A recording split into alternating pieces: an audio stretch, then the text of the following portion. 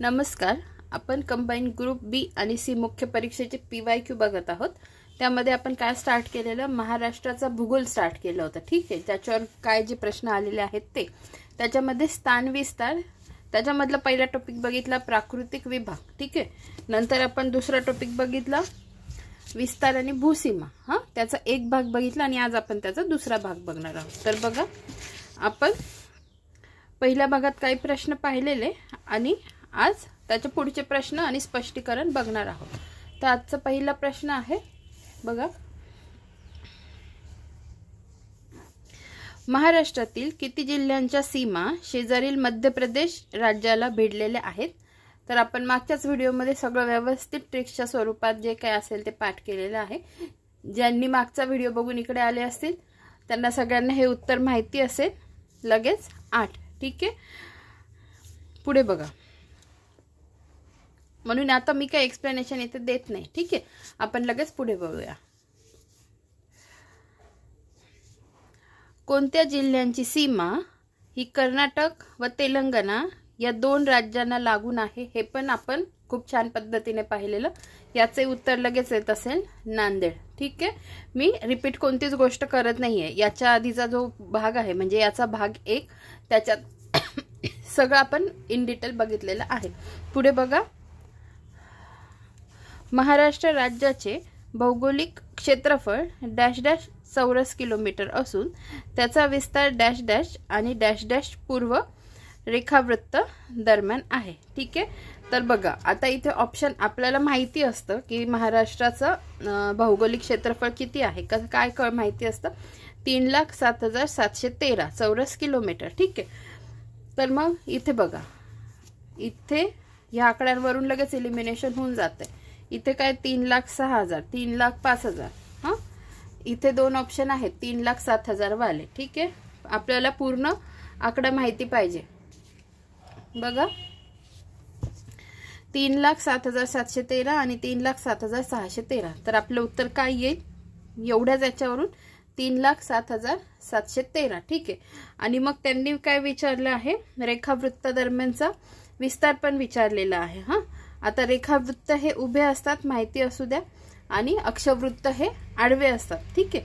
आता रेखावृत्ता दरम्यान काय आहे विस्तार, 32 डिग्री 36 मिनिट ते 80 डिग्री 54 मिनिट. ठीक आहे. नीट पाठ करा. आता ऍक्च्युली ह्या पण गोष्टी आहे ना, मॅप दाखवून व्यवस्थित आपण करू शकतो. म्हणजे ट्रिक्सची पण गरज लागत नाही. ट्रिक्सने पण लगेच लक्षात राहतं. पण मी हे नंतर तुम्हाला इन डिटेल सांगेल. ठीक आहे. नाही तर आपला हाच व्हिडिओ पुन्हा खूप मोठा होईल. त्यामुळे आता ही गोष्ट पाठ करा. 72 डिग्री 36 मिनिट ते 80 डिग्री 54 मिनिट. ठीक आहे. आता बघा, आणि महाराष्ट्राचा अक्षवृत्तीय विस्तार काय दिलेला आहे हे बघा, 1544 उत्तर ते 22 डिग्री 6 मिनिट उत्तर. ठीक आहे. बघा, तरी मी आता थोडक्यात थोडंसं तुम्हाला सांगूनच देते की ऍक्च्युली माहिती असेल, तुम्ही सगळे मुख्य परीक्षा देणारे विद्यार्थी आहेत, पण तरी काही एकदम इनिशियल स्टेजला जे नवीन स्टुडंट्स आहेत ते पण आपले सगळ्यांसाठी हा व्हिडिओ आहे ना, म्हणून मग मी सगळ्यांसाठीच सांगते हे. कारण सगळे स्टुडंट आपले व्हिडिओ बघतात, मग जे नवीन आहेत त्यांना हे माहिती असायला पाहिजे. म्हणून मग मी त्या नवीन स्टुडंट्ससाठी सांगते, म्हणजे त्यांना पण समजायला सोपं जाईल आणि त्यांच्यासाठी पुढचे व्हिडिओ सोपे राहतील. बघा, हे बघा, आपली ही अशी पृथ्वी आहे, बरोबर. ही पृथ्वी, आता ही अशी उभी रेष, याच्याने पृथ्वीचे किती गोलार्ध म्हणतात, 2 गोलार्ध. ठीक आहे. म्हणजे हा कोणता झाला, हा पूर्व गोलार्ध, हा झाला पश्चिम गोलार्ध. ठीक आहे. आणि हे आडव्या रेषेने काय होतं, उत्तर गोलार्ध आणि दक्षिण गोलार्ध. ठीक आहे. आणि आपला भारत देश कुठे सिच्युएटेड आहे, या ठिकाणी सिच्युएटेड आहे. ठीक आहे. या ठिकाणी आपला भारत देश सिच्युएटेड आहे. म्हणजे भारत देश कुठे आहे बघा, भारत देश आहे पूर्व गोलार्धात आणि उत्तर गोलार्धात. ठीक आहे. आपल्याला ही गोष्ट माहिती पाहिजे. ठीक आहे. आपला भारत देश कोणत्या गोलार्धात सिच्युएटेड आहे, पूर्व, इकडून बघितलं तर पूर्व गोलार्धात आणि उत्तर गोलार्धात. ठीक आहे. आणि मग त्या भारतामध्ये आपला महाराष्ट्र आहे, बरोबर, असा सिच्युएटेड. हां. तर मग आपल्याला महाराष्ट्राचं, जसं आपल्याला भारताचं अक्षवृत्तीय आणि रेखावृत्तीय स्थान माहिती पाहिजे, तसंच मग आपल्याला आपल्या महाराष्ट्राचं आणि महाराष्ट्राचं रेखावृत्तीय आणि अक्षवृत्तीय स्थान माहिती पाहिजे. ठीक आहे. आता हे जे आहे हे विषुववृत्त 0 डिग्रीपासून स्टार्ट होतात. म्हणजे मग कसं इथून 1 2 3 4 5 मग इथे जी लाईन येते, ठीक आहे. आता हे भारताशी रिलेटेड असंच हे वरती वरती वरती वरती जात जाईल. तर मग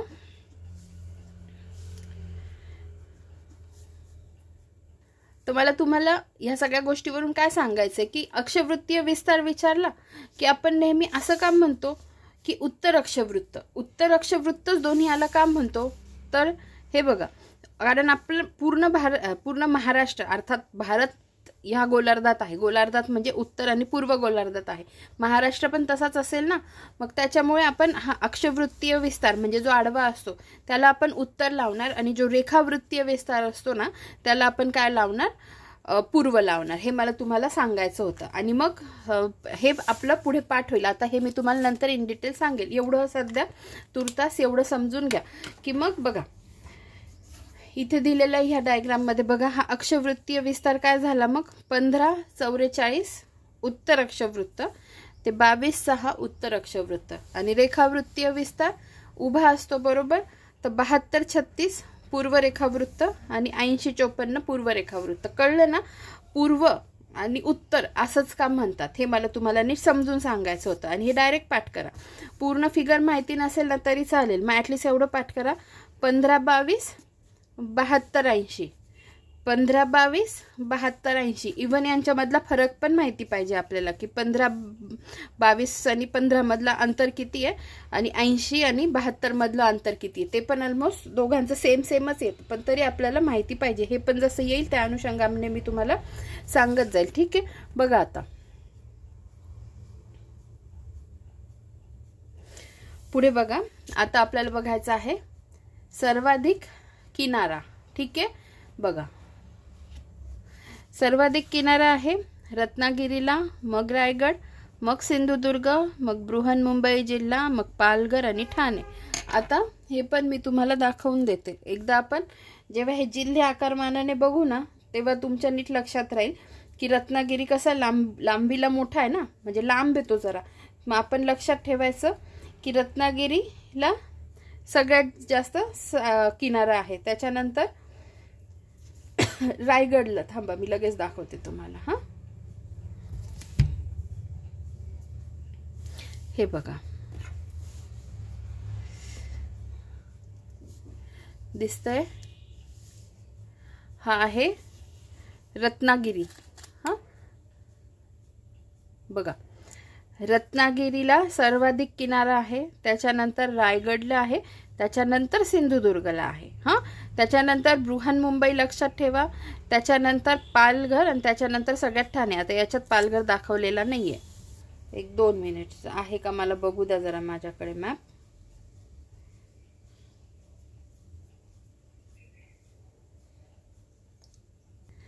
हे बघा याच्यात नीट दिसतंय. हे बघा रत्नागिरी, मग काय सांगितलं रायगड, मग सिंधुदुर्ग, मग बृहन्मुंबई, मग पालघर आणि मग ठाणे. ठीक आहे, लक्षात ठेवा. पुढे बघूया आपण. एकदा त्यांचे संख्या पण बघून घेऊ, म्हणजे लांबी किती आहे.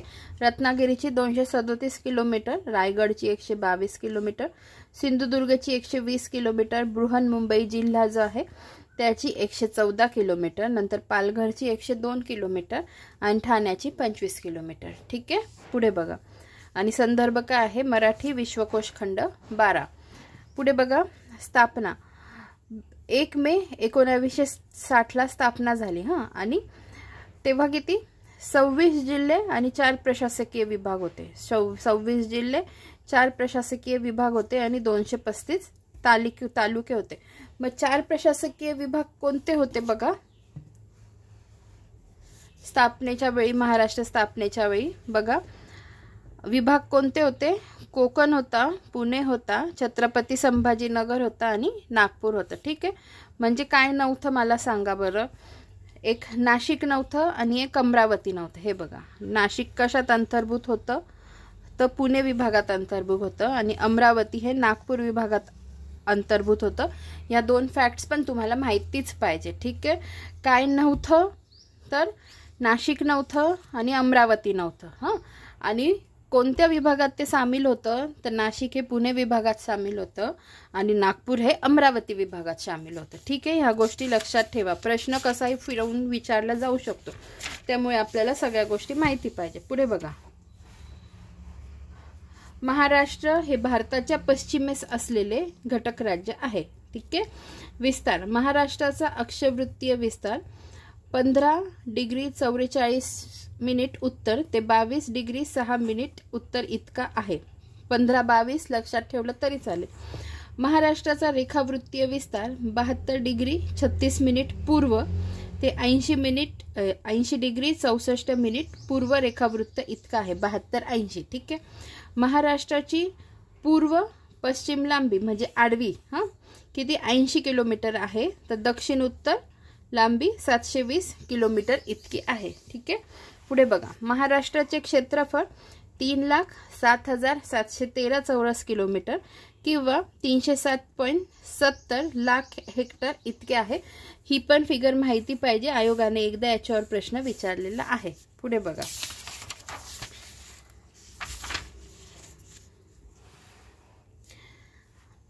क्षेत्रफळाच्या बाबतीत महाराष्ट्राचा भारतात 3रा क्रमांक आहे. राजस्थान, मध्य प्रदेश आणि मग महाराष्ट्र. ठीक आहे, राजस्थान 1 नंबरला, मध्य प्रदेश 2 नंबरला, महाराष्ट्र 3 नंबरला. राजस्थान 3.42 म्हणजे 3,42,000 लाख चौरस किलोमीटर 3.42, मध्य प्रदेश 3.08 आणि महाराष्ट्र 3,07,713 लाख चौरस 307 लाख चौरस किलोमीटर असं लक्षात ठेवा. ठीक आहे, 3.42, 3.08, 3.07. ठीक आहे, भारताच्या एकूण क्षेत्रफळापैकी 9.36% क्षेत्रफळ महाराष्ट्राने व्यापले आहे. महाराष्ट्राला एकूण 6 राज्य व 1 केंद्रशासित प्रदेश यांची सीमा लागून आहे. ते पुढील प्रमाणे. आता एक सांगू का, हा व्हिडिओ जे कोणी पहिल्यांदा बघत असतील त्याने कृपया याचा भाग पहिला बघा, कारण हे सगळं आधीच्या व्हिडिओमध्ये मी खूप जीव तोडून नीट एक्सप्लेन केलेलं आहे. आता पुन्हा मी तेच करत नाही, तुम्ही तिकडे जाऊन बघा. आता मी वाचून दाखवते. बघा, महाराष्ट्राचे वायव्येस गुजरात. ठीक आहे, गुजरातला पालघर, नाशिक, धुळे, नंदुरबार या जिल्ह्यांची सीमा गुजरात राज्यास लागून आहे. 4 जिल्हे आणि दादरा व नगर हवेली केंद्रशासित प्रदेश पालघर जिल्ह्याला लागून आहे. ठीक आहे, कळालं ना तुम्हाला. वायव्येस आहे आपल्या महाराष्ट्राच्या, वायव्येस काय आहे, गुजरात आहे. गुजरातला हे जिल्हे लागून आहेत आणि दादरा व नगर हवेली एक केंद्रशासित प्रदेश आहे, त्याला पालघर जिल्ह्याची सीमा लागून आहे. ठीक आहे, बघा पुढे उत्तरेस काय आहे, मध्य प्रदेश आहे. मध्य प्रदेशला नंदुरबार, धुळे, जळगाव, बुलढाणा, अमरावती, नागपूर, भंडारा, गोंदिया या 8 जिल्ह्यांची सीमा मध्य प्रदेशला लागून आहे. हे सगळं मी मॅप सकट तुम्हाला सगळं दाखवलं होतं आणि काय ठेवायचं लक्षात आणि कोणते जिल्हे सोडायचे त्याच्यावर कसं आपल्याला फसवू शकतात हे सगळं मी तुम्हाला सांगितलेलं आहे. पुढे बघा, पूर्वेस काय आहे, छत्तीसगड, गोंदिया, गडचिरोली या 2 जिल्ह्यांची सीमा छत्तीसगड राज्यास लागून आहे. पुढे बघा, आग्नेस तेलंगणा, तेलंगणा, गडचिरोली, चंद्रपूर, यवतमाळ, नांदेड या 4 जिल्ह्यांची सीमा तेलंगणा राज्यास लागून आहे. दक्षिणेस कर्नाटक, नांदेड, लातूर, उस्मानाबाद, सोलापूर, सांगली, कोल्हापूर, सिंधुदुर्ग या 7 जिल्ह्यांची सीमा कर्नाटक राज्यास लागून आहे. आता मी काय करते, मी जो व्हिडिओ तुम्हाला म्हणते ना बघा बघा बघा, त्याची लिंक मी तुम्हाला खाली डिस्क्रिप्शन बॉक्समध्ये त्या सिंगल व्हिडिओची लिंक देऊन टाकते, म्हणजे मग तुम्हाला तो व्हिडिओ बघता येईल, म्हणजे जेणेकरून तुम्हाला हा व्हिडिओ पण सोपा होईल. ठीक आहे, दक्षिणेस गोवा आहे आणि गोव्याला सिंधुदुर्ग या जिल्ह्याची सीमा लागून आहे. ठीक आहे, पुढे बघा, सर्वाधिक जिल्ह्याची सीमा मध्य प्रदेश, त्यानंतर कर्नाटक राज्याला 7. बघा, सर्वाधिक जिल्ह्यांची सीमा मध्य प्रदेशला 8, त्यानंतर कर्नाटकला 7 जिल्ह्यांची सीमा लागलेली आहे. ठीक आहे, गुजरात व तेलंगणा राज्याला समान जिल्ह्यांची म्हणजे 4 जिल्ह्यांची सीमा लागलेली आहे. हे पण मी कसं लक्षात ठेवायचं ट्रिकच्या स्वरूपात सांगितलं होतं. आयोग चुकवण्यासाठी असे विधान देऊ शकतो काय, गुजरात व छत्तीसगडला समान 2 जिल्ह्यांची सीमा लागून आहे, असं आहे का? छत्तीसगडला 2 आहे, गुजरातला किती होते मी तुम्हाला सांगितलेले, गुजरातला 4 आहे, बरोबर. पुढे बघा, महाराष्ट्राला 2 केंद्रशासित प्रदेशांची सीमा लागलेली आहे का? तसं नाही ना, किती आहे? एकाच केंद्रशासित प्रदेशाची, दादरा नगर हवेलीची. ठीक आहे, हे दोन्ही विधान कसे चूक आहे. पुढे बघा, महाराष्ट्र राज्याचा विस्तार डॅश डॅश पूर्व रेखावृत्त ते डॅश डॅश पूर्व रेखावृत्त दरम्यान आहे. मी आधीच सांगितलं 76, 80 असं पाठ करून घ्या. हां, आता याचं उत्तर काय आहे? हां, क्रमांक 2चा. आता इथे बघा, इथे 71 आहे, इथे 72 आहे, त्यामुळे हे 2 जातील. इथेही बघा 72 आहे, आपल्याला 76, 80 हवं आहे, म्हणजे 1 मिनिट. हां सॉरी, इथे हा प्रश्न सोडवायला कसा सोपा आहे बघा. मी तुम्हाला काय म्हटलं, पूर्ण फिगर पाठ होत असेल तर 72, 80 पाठ करा, बरोबर. तर इथे 76 आहे, इथे 71 आहे, बरोबर. हे 2 गोष्टी इलिमिनेट होऊन जातील. आधी मी चुकीचं बोललेली, ते सोडून द्या, इकडे लक्ष द्या. 76 वाला 71 वाला ऑप्शन इलिमिनेट होईल. त्याच्यानंतर इकडे 72 आहे, इकडे 72 आहे. हां, पण आपलं काय 72, 36, इकडे काय आहे 72, 46, मग 72, 36, 80, 54. ठीक आहे. आता बघा, जर नुसतं 72, 80 जर पाठ केलं तर इथे 100% कन्फ्यूज होणार. कळलं किती छोटा मायन्यूट फरक केला ज्यांनी फक्त 72, 80 पाठ केलं असेल, कारण ही फिगर बरोबर दिली 80, 54, 80, 54ची. 72, 36 माहिती असणं गरजेचं आहे, त्यामुळे इन डिटेल पाठ करा. हां, मी जरी 72, 80 पाठ करा म्हटलं, ते तर काहीच होत नसेल तर ठीक आहे, 72, 80 म्हणजे तुमचं अजिबातच होत नाहीये. पण इन डिटेल जर होत असेल तर 72, 36 आणि 80, 54 ही फिगर तुम्ही पूर्ण पाठ करा. अगदी थोड्याशा फरकाने चुकवलेलं आहे. पुढे बघा, महाराष्ट्राचा अक्षवृत्तीय विस्तार 1537 उत्तर अक्षांश ते 22.6 उत्तर अक्षांश आणि 72, 36 पूर्व रेखांश ते 80, 54 पूर्व रेखांश. ठीक आहे. भारताचा अक्षवृत्तीय विस्तार, आता भारताचा म्हणताय, ठीक आहे, भारताचा किती 8 डिग्री 4 मिनिट ते 37 डिग्री 6 मिनिट. ठीक आहे. आणि भारताचा रेखावृत्तीय विस्तार बघा 68 डिग्री 4 मिनिट ते 97 डिग्री 2 पूर्व रेखांश. आता हे मी तुम्हाला डायग्राम थ्रू आत्ता नाही समजवत, आपण आहे ना डायरेक्ट भारताचा भूगोल जेव्हा बघू ना त्याच्यात घेऊया. ठीक आहे. आता सध्या फक्त लक्षात ठेवा 8:37 आणि 68:97, 8:37, 68:97. पुढे बघा, अक्षवृत्तीय विस्ताराचा प्रभाव कशावर होतो बघा. हे प्रश्न विचारले गेलेले आहेत. अक्षवृत्तीय विस्ताराचा प्रभाव पर्जन्यमान, तापमान आणि दिवस रात्रीच्या कालावधीवर पडतो. आणि रेखावृत्तीय विस्ताराचा प्रभाव स्थानिक वेळ बदलते, तसेच सूर्योदय व सूर्यास्त यांच्या वेळा कळतात. ठीक आहे. अक्षवृत्त म्हणजे ज्या आडव्या रेषा असतात आणि रेखावृत्त म्हणजे ज्या उभ्या रेषा असतात. ठीक आहे. मग ज्या उभ्या रेषा असतात त्याच्याने काय स्थानिक वेळ बदलते, तसेच सूर्योदय आणि सूर्यास्त यांच्या वेळा बदलतात, आणि बाकी जे आहे ते अक्षवृत्तीय विस्ताराने. पुढे बघा, pattern and prediction, question pattern and prediction. बघा, आयोगाने विचारलेला प्रश्न आणि त्या अनुषंगाने दिलेले पर्याय यांचे निरीक्षण केल्यास असे आढळते की पर्याय क्रमांक 2 व पर्याय क्रमांक 4 यातील सूक्ष्म फरक समजून घेतला पाहिजे. यावरून आपल्याला अभ्यास करताना किती फॅक्च्युअल डेप्थ गाठावी लागेल याचा अंदाज आला पाहिजे. तसेच आयोगाने हा क्वेश्चन पॅटर्न महाराष्ट्राबाबत विचारलेला आहे, तर तोच क्वेश्चन पॅटर्न भारताबाबतही विचारू शकतो. त्या अनुषंगाने आपण ती डेप्थ आणि क्वेश्चन पॅटर्न प्रेडिक्शन म्हणून भारताबाबत करणे अपेक्षित आहे. ठीक आहे. आता आजच्या व्हिडिओमधला शेवटचा प्रश्न, महाराष्ट्राच्या पूर्वेस तेलंगणा राज्याबरोबर खालीलपैकी कोणत्या एका जिल्ह्याची सरहद्द लागत नाही. ठीक आहे. पुन्हा बघा, महाराष्ट्राच्या पूर्वेस तेलंगणा राज्याबरोबर खालीलपैकी कोणत्या एका जिल्ह्याची सरहद्द लागत नाही. तर आता बघा, आता हा प्रश्न बघा. आता मला एक सांगा, मी काल तुम्हाला मॅपवरून व्हिज्युअलायझेशन सांगितलं होतं, किती सरळ सरळ आहे. तेलंगणा खालच्या बाजूला येतो आणि गोंदिया जातो वरच्या साईडला, बरोबर. गोंदियाचा काही संबंध येतो का इथे, त्यामुळे उत्तर काय येईल गोंदिया. हां, म्हणून मग मी काय म्हणते, आधीचा व्हिडिओ जो मॅप थ्रू मी तुम्हाला शिकवलाय तो नीट बघा. इथे हे उत्तर लगेच क्लिक होतं. भले बाकीचे हे आता याच्यात आहे ना, बऱ्याच जणांना नांदेड माहिती असेल की नांदेडची सीमा लागते, कारण आपण हे पाहिलेले नांदेडची सीमा दोघांना लागते, कर्नाटक आणि तेलंगणाला. हां, समजा ह्या दोघांचं नसेल माहिती, पण हे तर माहिती ना, गोंदिया महाराष्ट्राच्या भागात वरच्या साईडला कोपऱ्यात लागतो, तेलंगणाला लागण्याचा काही संबंधच नाहीये. तर मग जरी ह्या 3 गोष्टी माहिती नसतील तर गोंदिया उत्तर आपल्याला लगेच येऊ शकतं. ठीक आहे, पुढे बघा. तेलंगणा राज्यासोबत सीमा असणारे जिल्हे बघा, गडचिरोली, चंद्रपूर, यवतमाळ, नांदेड. गोंदिया हा पूर्व विदर्भातील जिल्हा उत्तरेस मध्य प्रदेश सोबत तर पूर्वेस छत्तीसगड सोबत सीमा निश्चित करतो. तर हे बघा, अशा पद्धतीने आपला आजचा व्हिडिओ तर इथेच समाप्त होतो. आपण पुढच्या व्हिडिओमध्ये काय बघणार आहोत, महाराष्ट्रातील प्रशासकीय विभाग आपण व्यवस्थित बघणार आहोत. पण तत्पूर्वी मला तुम्हाला काय सांगायचं आहे की हे बघा, इथून पुढचे व्हिडिओ आणि याच्या पुढे आधीही जे 3 व्हिडिओ पडलेले आहेत ना, ते तुमचे व्यवस्थित पाठ होण्यासाठी मी आता तुम्हाला एक लिंक देतीये. थांबा, 2 लिंक तुम्हाला शेअर करते मी. तर एक 2 मिनिट फक्त. हां, हे बघा, तुम्ही एकाक्षीच्या प्लेलिस्टमध्ये गेलात ना, एकाक्षीच्या प्लेलिस्टमध्ये जाऊन जर तुम्ही जिओग्राफी हा टॉपिक जर फक्त बघितला, फक्त जिओग्राफीची प्लेलिस्ट बघायची, ज्याच्यात 60 व्हिडिओ आहेत.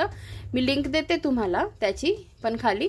पण बघा, याच्यात हे जे मी छोटे छोटे व्हिडिओ तयार केलेले आहेत ना, हेच तुम्हाला आता इथून पुढच्या लेक्चर्सला सगळे कामं येणार आहे. तर माझं म्हणणं काय होतं, हे सगळे छोटे छोटे, फार म्हणजे अर्ध्या मिनिटाचे पण व्हिडिओ नाही आहेत, दिसतंय ना तुम्हाला किती छोटे छोटे आहेत.